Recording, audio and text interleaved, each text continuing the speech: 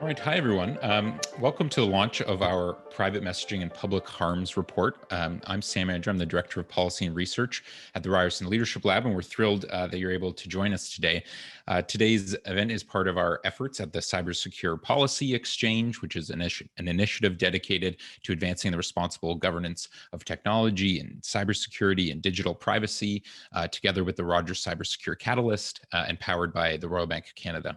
Before we begin, I'd also like to give a land acknowledgement that's reflective of where Ryerson University sits in Toronto.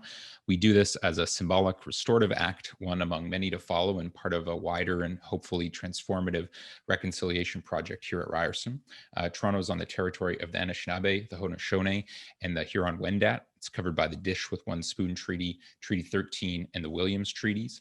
We're committed to honoring our obligations to these nations, treaties, and to justice for Indigenous peoples generally. And as part of our work with the Cybersecure Policy Exchange, we do that by amplifying Indigenous voices and trying to make space to consider the unique realities and digital divides of Indigenous peoples in Canada. So we're excited today to be launching our private messaging and public harms report. We're throwing in the chat now the link to that report, which really dives into what we think is a really pressing public policy challenge in technology today, which is about how to mitigate the potential for harm on private messaging platforms, things like misinformation, things like illegal content, while protecting, our fundamental freedoms and rights with respect to privacy and security and expression. Today anyone can create and easily share content with millions of people, and increasingly that's done through these private messaging platforms like WhatsApp, WeChat, Messenger, Telegram, etc. We did a project sponsored by the Privy Council Office's Democratic Institutions Secretariat in the Government of Canada, and did a survey of Canadians, and we're excited to share some high-level findings from that work that we did, as well as have a great panel today to dig into this challenge with us. We found more than 8 in 10 people in Canada are using these platforms, and they've become an increasing vector for news and information for Canadians. And so we're excited to share these insights. What happens online and in these private spaces is now more than ever manifesting into our public lives and impacting the strength and cohesion of our social fabric. And so we're excited to dive in. So I'm just going to share my screen quickly here. So as I mentioned, we did a mixed methods approach to this study to try to better understand online harms through private messaging in Canada. We did a jurisdictional literature review. We interviewed several experts. We did a stakeholder workshop with folks from around the world. And we also did an online survey of 2,500 Canadians in March of this year. And we're going to share some of those results today. And so comparable margin of error would be about plus or minus 2%. So as you're seeing those, something to keep in mind. We also use the phrase private messaging a lot today, and we just want to define what we mean by that. So what we mean is internet-enabled media that's designed to offer two-way or multi-way communication between a finite number of users that's determined by the sender. So something that the sender has agency over in terms of who they're having see that content, unlike, say, more public feeds where algorithms do that. And we use the term private messaging as opposed to other terms that others have used, closed messaging or direct messaging, because we think it most accurately shapes the object of the debate of this discussion, which is, how appropriate the public versus private forums are. And as I mentioned, we found 83% of Canadians online said that they use at least one of these. Facebook's 3 major platforms, Messenger, WhatsApp, and Instagram, are by far the biggest share of that, followed by Snapchat, Twitter DMs, Discord, TikTok DMs, and Telegram. But we also found huge differences by age. So this is the blue bars are the youngest cohort of Canadians, age 16 to 29. You can see Instagram DMs, Snapchat, Discord, and TikTok are used by significant proportions of the younger people, and that it falls off quite a bit in older demographics. We also found some really interesting differences by ethnocultural communities, some of which we're going to talk about today. So, for example, even though WhatsApp is used by 35% of Canadians, we found among people of color, that's 2/3. Among people who've been in Canada less than 10 years, it's 84%. And in particular, high proportions among Middle Eastern and South Asian Canadians. Similar patterns amongst Telegram. So again, people who've been in Canada less than 2 years, 31% of people are using Telegram. And among WeChat, people who speak Cantonese or Mandarin at home, half said that they're using WeChat. So in a country and as diverse as Canada, we also need to contend with the diversity of the different platforms that folks are using. And sorry, I should have said off the top, if you have questions or comments about any of this, please throw it in the chat and I'll do my best to address. So we did a scan of private messaging harms. So what we mean by that is things like disinformation, illegal content spreading on these platforms and their impacts around the world. We tried to do a summary of that in the paper and encourage you to peruse it at your leisure, but just to give a quick snapshot, and we'll dig into some of this today. 3 national elections were profiled in the literature around impacts of private messaging: Brazil, India, and Indonesia, in terms of the propagation of misinformation through private messaging. There's a lot of more current work around COVID-19 disinformation and countries' battles to make sure that accurate public health information was getting to their populations, a phenomena not unique to Canada. I'll talk about that in a second. We also tried to summarize action around state players, in particular the use by Russia and China to control or to spread propaganda through these channels. We also talked about false stories that leading to real-world fear and violence, things like the 5G tower attacks in the UK or some arson and killings in Sri Lanka. We also tried to capture its use by white nationalists or for terrorist purposes to organize and mobilize and recruit. And finally, around sexual abuse, and in particular, the role of private messaging around child sexual abuse material being shared on these platforms. And just as an example, 70% of Facebook's detected materials is through private messaging. So back to the survey. So we asked Canadians, where do you stay up to date on current events or news? And they were able to check a whole bunch of sources. 21% said they're using private messaging to stay up to date on news. We asked that same question in 2019, and only 11% said the same. So we think it's a growing source. We asked how often that's happening, and you can see on the slide here, Facebook Messenger is amongst the dominant place where that's happening. So the blue bars are every day and a few times a week. So at least a few times a week, half of Canadians say they're receiving news through Facebook Messenger. WhatsApp, Instagram DMs, and Snapchat are the next 3. And then we asked, how much do you trust the news that you're receiving through private messaging compared to other sources? And you can see basically majorities say that they have about the same amount of trust in the news they receive there as they do TV news or news websites. They have somewhat less trust compared to social media feeds, but still over half say it's about the same. And I think that trust and the fact that you're receiving it from somebody there's interesting evidence about that it's a kind of fundamentally different media from social media, in which you're scrolling past it, you're more likely to read it and engage with it as a result of the way the media is structured.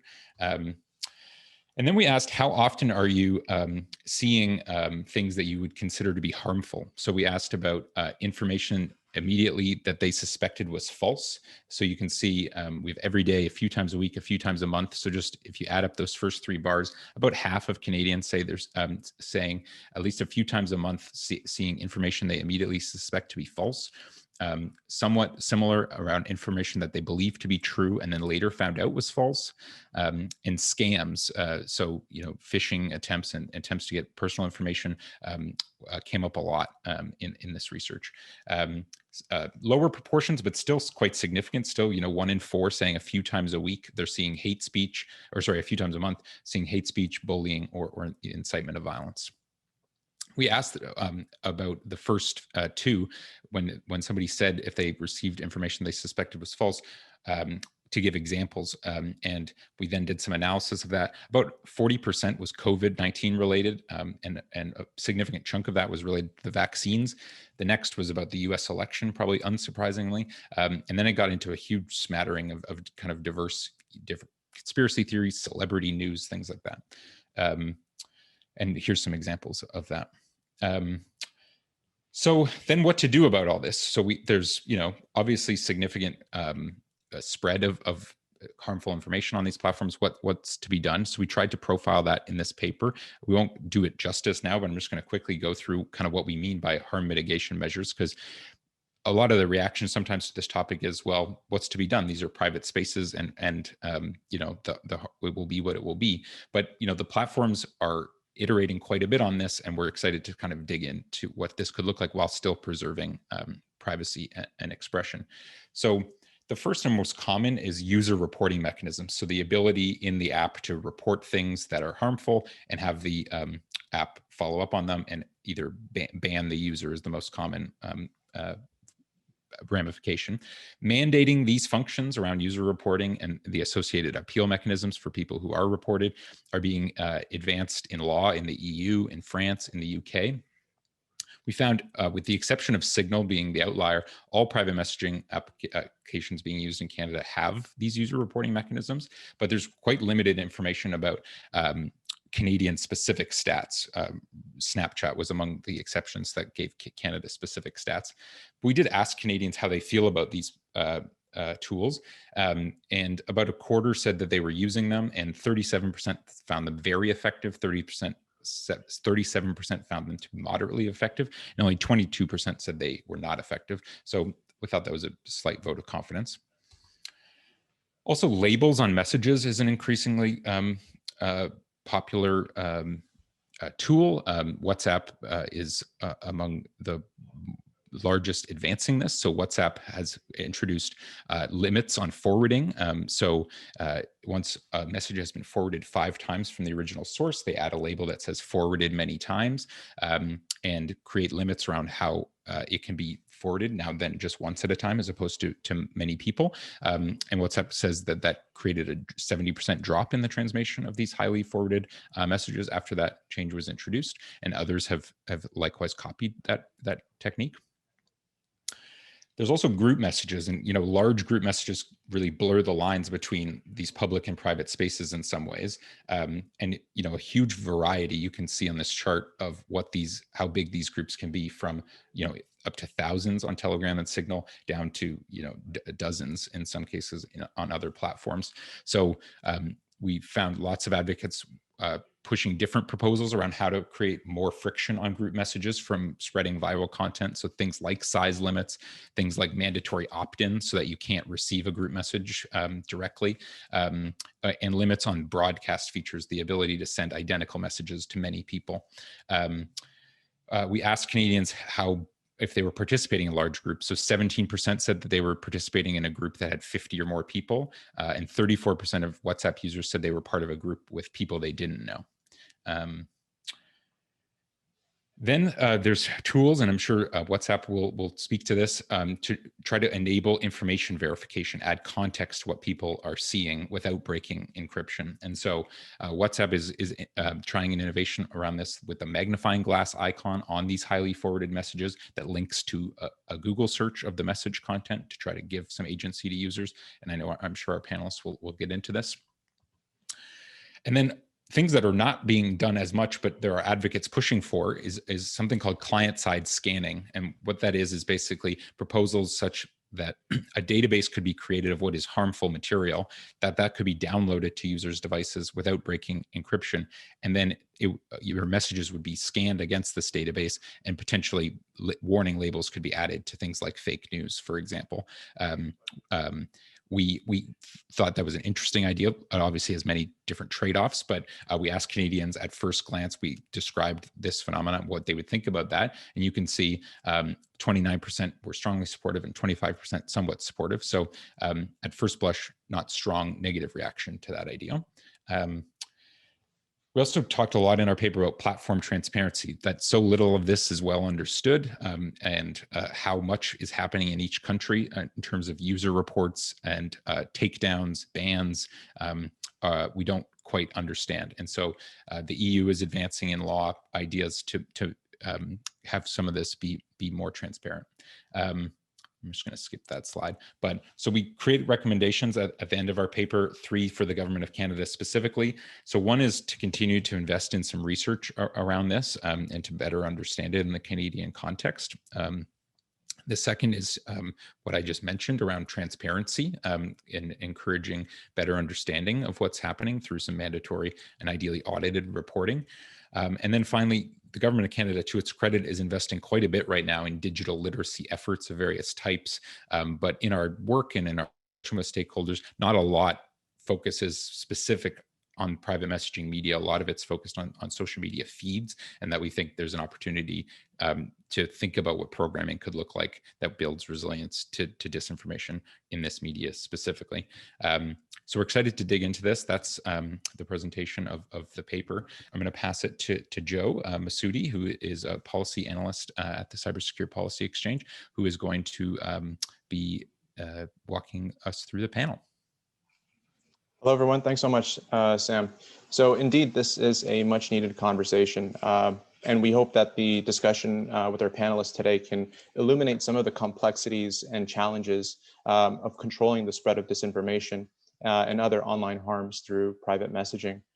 So we'll be moving now to introducing the esteemed members of our panel. We welcome and encourage questions from the audience anytime throughout the session using the chat function. We are hoping the panelists will have an opportunity to respond to some of your questions towards the end of our discussion. So first of all, a big thank you to all of our panelists for joining us and graciously offering your time today. We are so happy to have you here. We'll begin with introducing Jonathan Lee, the Director of Global Public Policy at WhatsApp. Jonathan helps develop and execute public policy strategy and engagement across the globe for the world's largest private messaging service. Previously, Jonathan served as a US government national security official at the Department of Homeland Security, a National Security Council staff, and the Department of Defense, and was a management consultant at McKinsey & Company. Next to Jonathan, we have Brenda McPhail. Brenda is the Director of the Privacy, Technology and Surveillance Project at the Canadian Civil Liberties Association. Her work focuses on litigation, advocacy, and public education relating to the ways in which privacy rights are at risk in contemporary society. She currently focuses on national security, intelligence, and law enforcement surveillance technologies, information sharing in the public and private sector, and the social impacts of existing and emerging technologies. Next to Brenda, we have Aviv Ovadya, is an internationally recognized expert on the societal implications of emerging technology with a focus on internet platforms and artificial intelligence. Aviv's underlying goal is to incentivize systemic changes to help create an information ecosystem that facilitates understanding and trust. Aviv writes, builds, advises, and conducts research as the founder of the Thoughtful Technology Project, as a non-resident fellow at the Alliance for Securing Democracy, and through his consulting work. We also have Shireen Salti, is a first-generation Palestinian woman and the executive director of the Canadian Arab Institute, where her strategic leadership works to amplify the voices and policy priorities of Arabs in Canada through research and community engagement. Shireen is fueled by her passion for meaningful reform of the systems and policies meant to support the Arab experience in Canada, and has also done work on examining the role of messaging apps and online media in her community. Thank you so much for being here, everyone. So let's get straight to it with our first question here. From your perspective, all of our panelists, what are the challenges with disinformation and other online harms taking place on private messaging platforms? And perhaps we can start with Jonathan. Absolutely. Thank you, Joe, and thank you, Sam, for having me on this panel, and thank you for the report that you did. I want to just commend the very thoughtful work that went into it and appreciate the opportunity to have participated in one of the workshops that helped inform it. I want to start by also noting that one thing that I think comes out very clearly in the report is this distinction between private messaging and social media that's very important for us to maintain when we're thinking about this subject. And Sam, you described it a bit, aspects of this in your introduction, but a couple others I would just highlight for people are that one, at least in terms of WhatsApp, there is no discoverability feature, which is different from social media. So in order to message somebody, you have to have their phone number, and you can't really build an audience. It's designed by and large for small, more intimate communications. And while there are large groups that can exist and that people do utilize, and you cited some of the statistics that you found in your survey, on WhatsApp, we have found that approximately 90% of messages sent are in a one-to-one chat.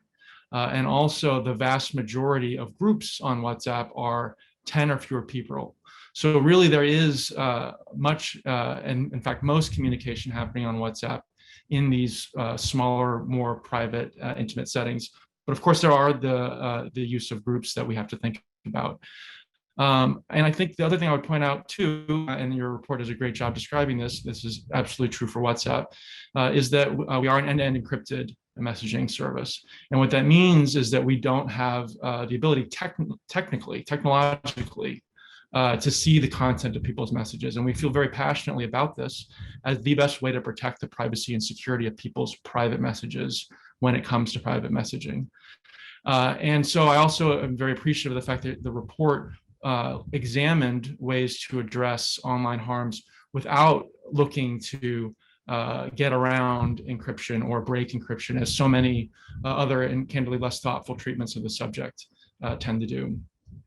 I will say that one thing that we do know about online messaging and online harms is that it is something that needs to be addressed, and that companies and services like ours need to be taking action. And we're very proud of the action that we do take. And it's gratifying to me to see that recognized in the report, and many of the techniques that were described in Sam's overview are things that we are doing at WhatsApp, and in many cases pioneered at WhatsApp. I'm happy to talk about any of those in further detail. But one thing that I do want to talk about in terms of an area where I think there's a lot more for us all to learn, including us at WhatsApp, are what are the most effective interventions when it comes to empowering users to obtain more authoritative sources of information. And for us at WhatsApp, that is a major aspect of how we combat misinformation on our platform. And we do that in a couple of ways. One is through the search the web feature, which is the magnifying glass that Sam described. It allows users to very easily search the web to get access from the web about a message they may have received that may have been debunked elsewhere before. And also through partnerships that we have launched with a number of entities, most significantly the International Fact Check Network, that's organized by the Poynter Foundation, to create a number of chatbots available on WhatsApp. And we have expanded these in the past year. I was just looking over to get my stats right, from nearly 20 to over 70 such chatbots available on WhatsApp in over 15 languages. And we find that users do interact with these and that they are a useful way for users to get access to authoritative sources of information, but there's still a lot more to know about what is the best way to get you and provide users access to that sort of information. What sort of information really helps?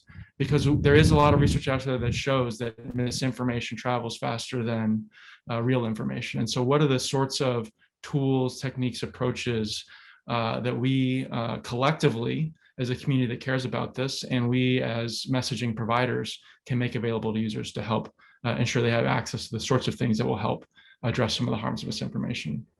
I'll pause there. There's plenty more that we can talk about, and I look forward to the conversation on this panel. Thank you, Jonathan. Brenda, perhaps we can hear from your perspective on this question.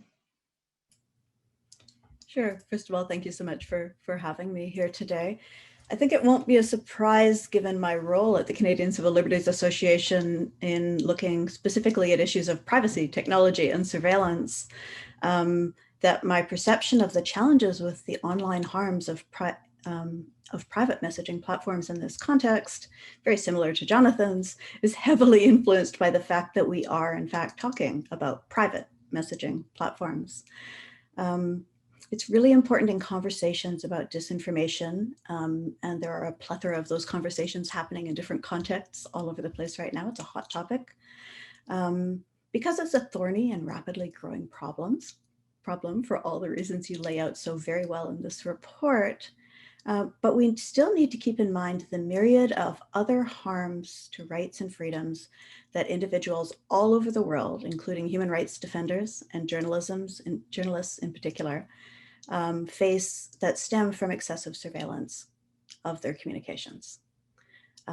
Whether we're talking about, surveillance capitalism by the private sector, where profits are generated from our data exhaust without our consent or necessarily our full understanding, whether we're talking about national security surveillance, where CCLA and some of our international partners just yesterday received a decision from the Grand Chamber of the European Court of Human Rights, where we got a small win on the issue of trying to stop mass surveillance and bulk interception of our communications. And the court there, agreed that it was privacy invasive, that the former regime in the UK had not been operating with proper safeguards, but they stopped short of saying that intelligence sharing based on bulk interception of internet-based communications was illegal in Europe, which means that the social sorting and discrimination that's based on the kinds of granular information that people can learn about us by monitoring our communications can still happen. That means all of those sort of cumulatively add up to provide a really solid reason for wanting to maintain avenues of communication that are end-to-end encrypted and genuinely private. End-to-end encryption in particular is a necessary, essential thing in the context of creating online spaces where privacy and free expression can be the default. One of the very first cases I led for CCLA was a case at the Supreme Court of Canada called Orr versus Maraca. And there we were fighting to establish that people have reasonable expectations of privacy in their private text messages, even after they've sent them. So even after they've technically lost control of the information. And the principle there was, when you're having a personal conversation with someone else in our free democracy, do we or do we not expect to maintain some degree of privacy in those personal communications? Of course, CCLA argued that we should. The Supreme Court agreed, luckily. So this is all just to sort of lay out some of the important reasons why the concept of a private messaging service is sort of fundamentally important. And I should note that the report did a wonderful job of also reinforcing that, contrary to, I think, many of the materials and the conversations that are happening around disinformation right now. But I feel like it's really important to emphasize that context here. Particularly because some of the harms that we're talking about, things like child pornography, things like sharing of non-consensual intimate images, things like undermining the core of democratic process by influencing votes, are so fundamentally problematic is too small of a word. They're such profound societal problems that I think we need to be careful in these conversations to not lose track of what we lose or what we might lose when we're trying to deal with them if we don't do it carefully. I think, so none of what I say obviates the need to deal with disinformation, but it certainly influences my approach to the issue. So from my perspective, in terms of what else we need to know, I think we want to know not just the rates at which people receive disinformation on these private platforms, but also the extent to which it influences them. I found your data in the study really interesting because so many people could identify that they were receiving disinformation. So that suggests to me that there's work to do, qualitative work, probably probing what that means and how it carries forward into people's lives and behavior. I'm also really curious what the phenomenon reported in March by the Center for Countering Digital Hate found. They were looking at social media platforms, not private messaging platforms, but they found that a group they called the Disinformation Dozen were responsible for disseminating about 2/3 of anti-vaccine content that was circulating. So I wonder whether the same kind of pattern is discernible on private platforms, and if so, then does that provide an interesting avenue to try and fight back? So to wrap up, in general, we know these private channels for communication are badly needed. So the core challenge that I hope we can keep in mind is how to fight the disinformation fight that needs fighting without taking away or irreparably diminishing one of the last technologically mediated avenues for private conversation. That's thank you, Brenda, and that's a perfect segue to Aviv, actually, who can provide us with. I know Aviv's doing some interesting work and can provide us insight on from a technologist perspective. Aviv, the floor is yours. Yeah, thanks for having me, and also thanks for producing a truly excellent report in terms of the survey data that I think really shows the ways that it's not just about disinformation. It's all of these. I mean, even like the level of like scams that have sort of come up in these spaces is crucially important because that's someone's livelihood that can go away in an instant if they're sort of led along. And that I think this goes to like just how deep this set of issues is and sort of the challenge where yes, I'm a strong proponent of end-to-end encryption. And I believe that's absolutely crucial to maintain in society. And that not every type of platform should exist in a society necessarily. Not everything necessarily needs to be encrypted. And an example of that is if private messaging is like talking privately in the safety of your home or your community space, that's incredibly powerful. It's incredibly necessary. And that should be encrypted. But that doesn't mean that you can have private spaces or that you should have private spaces or that you want to have private spaces with hundreds, thousands, tens of thousands, millions of people. At that point, they're not really private. But let's just say even on the order of thousands that are unable to, that there's no ability for, let's say, government to influence the way those spaces operate. And I think one of the specific challenges here is the idea of a private space that any stranger can create with you with just your phone number, just your social profile. And this sort of speaks to the challenges and like the nuances of how you design these spaces and what are the affordances, what are the things that you can do in them. And so there's sort of three big issues, or there are three big sort of areas that I think about it when I think about challenges right now that I want to sort of bring up. And one of them is just confusion. People do not know how to navigate their current information environment. Misinformation, disinformation, security, scams, increasing reasons to distrust national news, whether or not they're legitimate or not, and definitely their gutted local news, if it even exists. And so they're just like at a loss.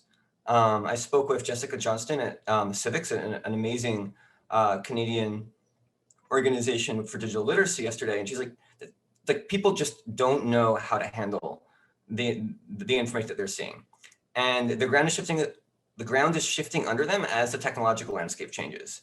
And so we need to learn how to support people better in that, or we can't actually address these issues. And that sort of takes us to what's going to happen going forward. So that's the present. The future, the very near future, involves AI advances that are going to make this much, much harder. And we're talking here about private messaging. Why am I bringing up AI?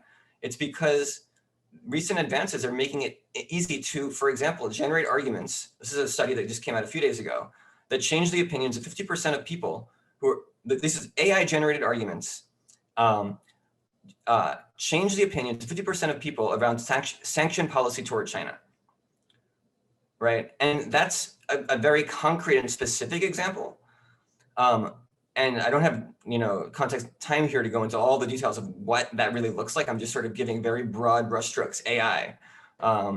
But these advances in ways in which computers can create language that is completely believable to a human, that's going to change the way in which we need to think about private messaging. And it's going to change the way we need to think about everything, but especially private messaging, because those are spaces where you won't know who you're talking to. And you don't even know if someone is at scale, thousands, millions of people using some phone number list is like trying to scam you, trying to disinform you, trying to change your policy perspective.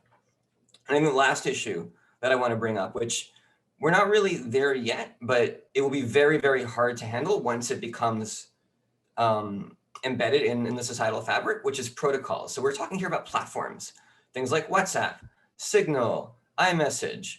And these are still sort of like controlled by an organization that has some agency over that. But this huge amount of cryptocurrency capital, even with the current dip, it's still like where we were like, 3 months ago. And that capital, a lot of that is being focused toward decentralized platforms and protocols. And that is very good in some ways, but it also can be very problematic in other ways. And I think actually being able to navigate the impacts of those and the types of private messaging that you're going to be able to create, where no company will be able to change these properties, which are things that society should be able to decide around. You're gonna basically be in a world potentially of very ungovernable spaces. And I think that is a risk to government policy, or the ability of governments to set policy, which has a set of trade-offs that we're gonna need to learn how to navigate. Thank you, Aviv.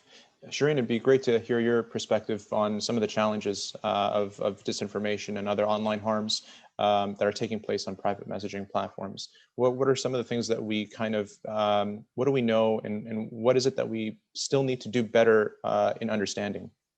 Yeah, thank you so much, Joe, for that question. And hi, everyone. Marhaba, ahla wa sahla. Thank you so much for giving me a platform to speak about online hate and disinformation in my own community, from my perspective, and based on the research we've been a part of. And special thanks to Sam. It has been truly a pleasure working with you, and congratulations on publishing this much needed report that we all need. First, I'll start off by saying that it's very timely to be part of this conversation as a Palestinian Canadian myself. As you know, my community is mourning the loss of Palestinian lives who have been appalled at the forced displacement of Palestinians from their Jerusalem homes and attacks at worshippers. And of course, a ceasefire has been called, but the violence and social media censorship does continue in both Palestine and Israel. And so with that being said, I really want to thank you for giving me a chance to share my experience with you all today. And I'm grateful to be here to talk about that and the importance of the findings in this report in particular. Personally, I believe Canada can do better when it comes to addressing online hate. It is evident that there is domestic related hate that seems to start online but has real world consequences. Our research at the Institute shows that there is a deep violence against racialized communities. And I can't speak for all of them, but I can certainly speak about the experience of my community, the Arab community. And before I address our own challenges, I want to mention that Arab is often conflated with Middle Eastern or Muslim by prominent organizations in Canada. And the truth is, there are 1 million Arabs in Canada. Only half of them identify as Muslim, according to the latest census. And anti-Arab racism is very different than Islamophobia. And I hope that's understood when conducting research on our community. I'm mentioning this because this is a type of misinformation that is spread about my community online and offline. And I want to speak about recent events and highlight kind of those three main challenges in my opinion. And they are censorship, the definition of hate speech, and the disinformation spread in my community as it relates to the virus and COVID-19. And I'll start by saying that I'm not sure if you're all aware, but as of right now, there are Congress women and men that are sending letters to Facebook, Instagram, Twitter, and TikTok to cease censorship and ensure Arab voices are heard. Social media has been one of the only places for us to get firsthand accounts from Palestinians about what they're going through and the violence they face. And tech companies have been closely watching for how they have been moderated, how they have moderated their platforms during the conflict, much of which has spilled over into social media and messaging apps. And that has made the companies targets of growing political pressure, a dynamic that has played out in other conflicts, including the unrest in India, as Sam mentioned. And there is a lot of messaging, misinformation that is spread about what's happening, particularly in Palestine and Israel. In relation to those recent events, in early 2020, delegates from the Israeli government traveled to Facebook's California headquarters to discuss the adoption of a new definition of anti-Semitism that treats the criticism of the Israeli government as anti-Semitic and conflates the kind of criticism of Israel with the political ideology that is Zionism. And so as a Palestinian Canadian, I can tell you that's one of the concerns I have, that the IRA definition and working new definition of anti-Semitism that conflates a criticism of Israel with an attack on the Jewish people is something that has spiraled over social media and has allowed for major social media platforms to censor Arab and Palestinian voices that are sharing just basically their experience on social media on violence and so forth. So the definition of hate, that brings me to my next point, which is, hate speech. We at the Institute are really, really appreciative that the government of Canada has taken this problem seriously and tabling new legislation to address online hate. But a clear line must be drawn between, what is hate speech and legitimate forms of dissent and protest. And we know from several organizations, including the Canadian Civil Liberties Association, where Brenda is from, that they have also supported this argument alongside the Center for Free Expression at Ryerson University and many others, to make sure that we don't conflate, that we define hate speech, that when the government tables this legislation, that they understand, okay, let's tackle online hate, but let's do so while protecting our charter protected freedoms of thought, belief, opinion, and expression. And last but not least, and I could speak about this later, but really the disinformation when it comes to vaccine hesitancy in our community as it relates to public health measures. We have done research at the Institute, but also ones that are in partnership with the Mosaic Institute. I see Akash here, phenomenal work on how this has impacted racialized communities. The findings are showing that 92% of respondents feel uncomfortable because of something negative on social media about their race and ethnic origin. 76% of respondents are witnessing online hate speech towards Black, Indigenous, Jewish, and Muslim communities. As well, participants are suggesting that it is integral to acknowledge the intricacies of different communities, including preferred media and models of communication and translation. So stronger and more direct communication that's grounded in trust, that is essential for connection with racialized communities to support them, provide culturally appropriate messaging and counter misinformation, particularly as it relates to vaccine hesitancy.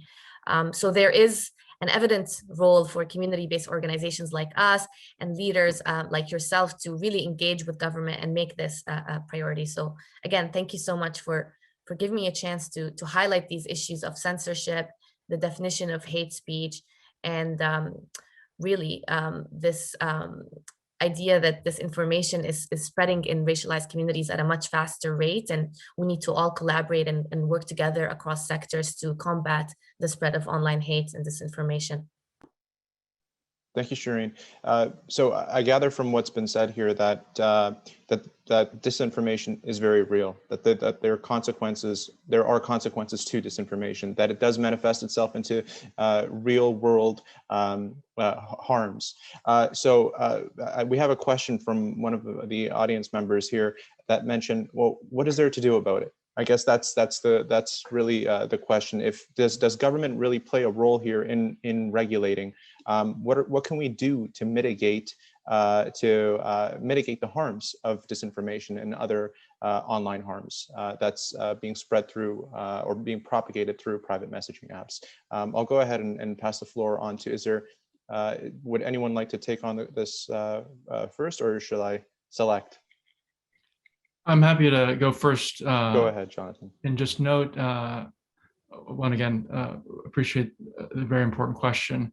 And from the perspective of WhatsApp, at least, I I want to describe a little bit about what we do to try to address this. And a lot of this was covered in Sam's in the paper's overview, so I'm not going to try too much over existing territory. But I think it is important, again, as this whole panel has been talking about, to think about it from the lens of private messaging and how private messaging differs from social media, both in terms of the expectations of privacy, depending on the service, the presence of end-to-end encryption, and the fact that most of the interventions that a platform might take, unlike on social media, aren't at the content level, but at the account level, and that also has some important implications. But if I can just summarize kind of in broad brushstrokes WhatsApp's approach to this, a lot of this, the detail is actually already well covered in the report, but this framework hopefully is a little bit helpful. One is that we try to engineer the app in a way to try to maximally maintain the private nature of it and to minimize virality. And we do that through some of the methods that Sam has mentioned, including the limitation on group size, the forwarding limits that we put in place. And as I mentioned at the beginning, the fact that you have to essentially know somebody's number in order to message them and not just kind of find them out there in the ether through other means. The second is to utilize the limited information that we do have. And again, we have no access to message content because we're end-to-end encrypted, to address misuse and abuse of the app. And one of the ways that we do that when it comes to misinformation is by using machine learning and other advanced techniques to basically be able to tell if accounts are being set up for the purposes of engaging in mass and automated behavior and spam.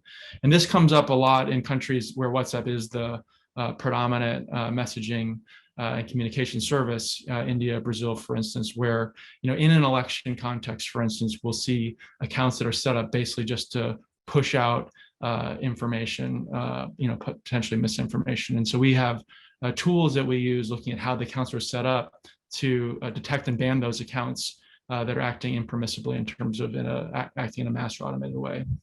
And then the third that I touched on in my earlier remarks is that really try to find ways both in the product and through partnerships to empower users to be able to address misinformation and access authoritative information sources. So in the product, that can be things like the search the web feature that I mentioned, labeling a message as a forward, so somebody knows it was forwarded to them or forwarded multiple times, as opposed to something that the person who sent them sent. That's not actually something that exists on every messaging service, by the way, although it seems somewhat intuitive. And then also these partnerships with fact-checking organizations, and in the COVID context, partnerships that we've launched with organizations like the WHO and state and national health ministries around the world to provide people with not only information to combat misinformation, but with information about what COVID is, where they can get vaccinated. We've got a few partnerships around the world to actually help people schedule their vaccine appointments and the like. So it's this combination of things that we do through the app, through partnerships, without intervening at the content level that we think, at least from a platform perspective, are parts of the solution. Thanks, Jonathan. Brenda, I'd like to hear your thoughts on this. What about the role of government? Should government be involved in some of these technical solutions that Jonathan has pointed out? Sure. I'm going to apologize for the background noise. Our puppy has swallowed a piece of glass. My husband's on the phone with the vet, so I apologize. I can't stop the noise in the background. So I mean, I'm generally a believer, like, Brenda. And I'm going to be running to the vet as soon as the panel's over. Okay. I'm a believer in calling for good laws. I do think that there is a space for regulation. But I'm also not confident that we're going to get the right policy instruments from our governments right now. If you look federally at the bills that are around data and information, we've got Bill C-10. If you pay attention to the news or to Canadian politics or to anything to do with data, you'll know that it's highly controversial. There's Bill C-11, which is the new federal private sector privacy bill, which, leaves holes big enough to drive a truck through in terms of protecting people's personal information. Ontario's digital strategy consultation took 2 years. And I would sum it up as, we're going to do more things digital and do them better. And that's kind of mean, but not so mean that I'm not comfortable saying it on a public platform. While I think that there is an important role for governments to fill, I think that first of all, we as academics, as technicians, as experts, as civil society, also have a role in coming to a consensus on the thorny issues and the nuances of the problems to provide some really concrete expert advice to governments, because I'm not sure without that sort of expertise being contributed by all of the affected stakeholders and communities, that will get to the right place with a policy intervention. So part of it is, I mean, I thoroughly agree with the recommendations in the report around educating individuals about digital literacy and risks of disinformation and empowering individuals to take steps to protect themselves and their communities. I think we need to do that on a higher level with the government bodies that need ultimately to understand this in enough depth to regulate it effectively. And I think that we need to have interventions by the companies who are designing the apps. I think that there are significant design questions that can be informed by the kind of research that's been done in this report and other kinds of research, that I talked about a little bit earlier and that others, I'm sure, that Aviv mentioned as well, in order to figure out what is the role of private messaging platforms in our society. How can we enhance their ability to fulfill that role? And are there any restrictions based on the nature of the platform and the necessity of keeping them private while still allowing free expression? Are there any then design restrictions that we might want to impose that would differentiate them more thoroughly from platforms in relation to the mass dissemination of information, where much of the, the hate and the disinformation problems are particularly prominent? So a bit of a mixed bag there, but it's about educating the policymakers, educating the people, and convincing platforms to think intelligently and carefully about design that will allow us to keep our messages private while countering some of the problems that we're facing with disinformation and hate. We're close to wrapping up. Aviv, did you want to go ahead and very briefly mention your thoughts on any of that? Sure. So I think what Brenda ended there with, which is really goes to the core. It's like, what a society chooses to be easy should be a democratic choice. And I don't think we should choose a society where it's easier to forward on misinformation than it is to take a moment to see if it's true, see if what we're forwarding on is true.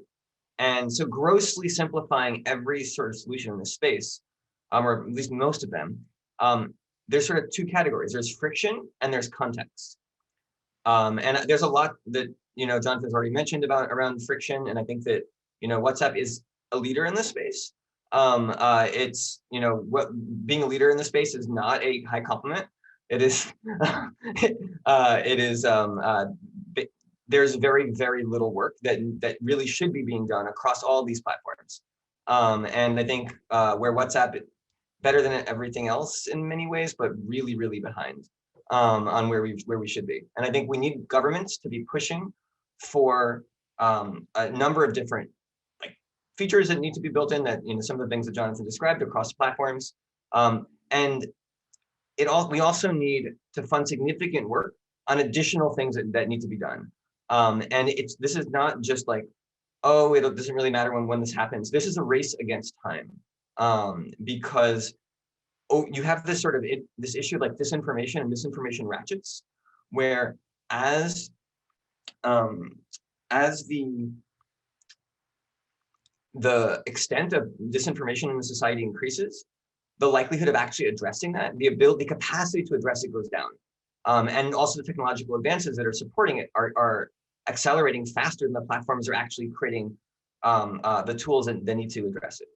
And so I think that I would love to talk in detail about some of the additional friction things. I'm just going to focus on one component, which is one part is just the context and this underlying problem of people being lost, and how do you support that in a private messaging context?